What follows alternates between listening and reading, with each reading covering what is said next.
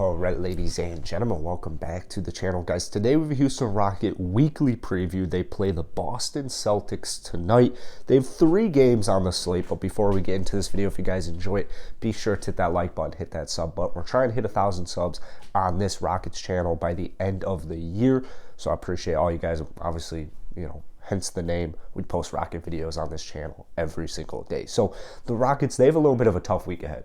I'm not going to lie to you. They are sitting at 1-15, 14 straight losses. They play the Boston Celtics tonight, and then the rest of the week they have the Chicago Bulls and the Charlotte Hornets. Now, the Bulls game, I don't even think the Rockets have a chance. I really don't think that the Rockets have a chance, even without Nikola Vucevic. If Vucevic doesn't play, maybe if the Bulls are without Vucevic and still Alex Caruso, but I doubt I don't even know if Alex Caruso misses tonight's game. So the Bulls game, that's going to be tricky. The Hornets, it's a little bit more doable. The issue with the Charlotte Hornets is that they have a phenomenal offense. Like, they just have a truly phenomenal offense, and they score a lot of points per game. And I don't know if that the Houston Rockets will have, I don't know if they'll have Kevin Porter Jr. by that time. Hopefully KPJ plays tonight, but especially if they don't have Kevin Porter Jr., I don't think that their offense is going to be able to just keep up the pace.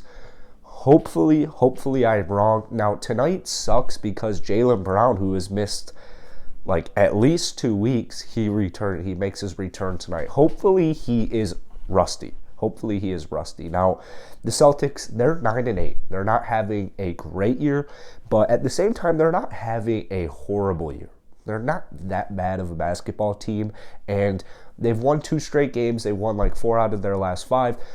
Boston, they're figuring it out right now because they've just gotten some good wins against some good basketball teams like the Los Angeles Lakers without their second best player in Jaylen Brown. So tonight, Jason Tatum, he's going to be a force. Jason Tatum is going to be a force. I'm very interested in who guards him. I'm really hoping it's Jae'Sean Tate. I'm really hoping it's Jae'Sean Tate. If it's Christian Wood, Jason Tatum might go for 35. If it's Christian Wood guarding, he probably drops 30. But Jason Tatum, he's heating it up. He's lighting up right now. He's heating up. So this is going to be another tough game. But I do think that this game is probably the most winnable. And the reason why is because I feel like a lot of teams are looking at the Rockets right now as, all right, they've lost 14 straight games. They're an easy win. So we want to catch the Celtics off guard tonight. We want to start fast. We want to start efficient and have a good first quarter. If you have a good first quarter, the Rockets should be in this basketball game until the final buzzer sounds. If you get off to a slow start, it's over. It's completely over. You cannot get off to a slow start. If you get off to a good start, you have to maintain it. You can't score 15 points in the second quarter. You can't score 18 points in the third quarter. You have to maintain it. But the reason I'm feeling pretty good about tonight's game against the Boston Celtics is because of Jalen Green. Jalen Green has now had at least 3 good, efficient basketball games. And honestly, I think Kevin Porter Jr. being out actually does play a pretty big role in it. I don't think it plays a huge role in it, but it has been nice to see Jalen Green just have more room to operate, kind of honestly run the offense almost on his own.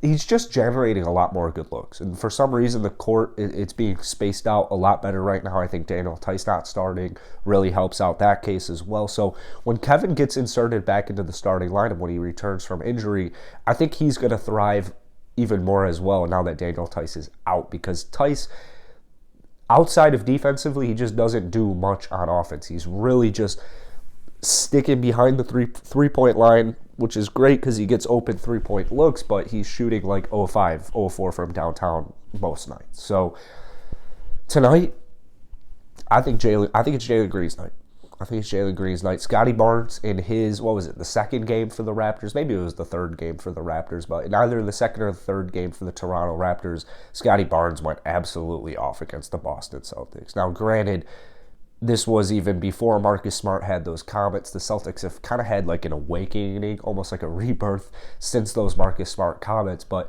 hopefully they can catch him off guard tonight. Hopefully Jaylen Brown is rusty, because I think this is a very winnable game. I think this is definitely a very winnable game. And especially when you've lost 14 straight games, these players want to win. Like, they really want to win a basketball game. So I think they might pull off the upset tonight. Don't think that they pull off the upset in Chicago. I don't think that they pull off the upset against the Charlotte Hornets.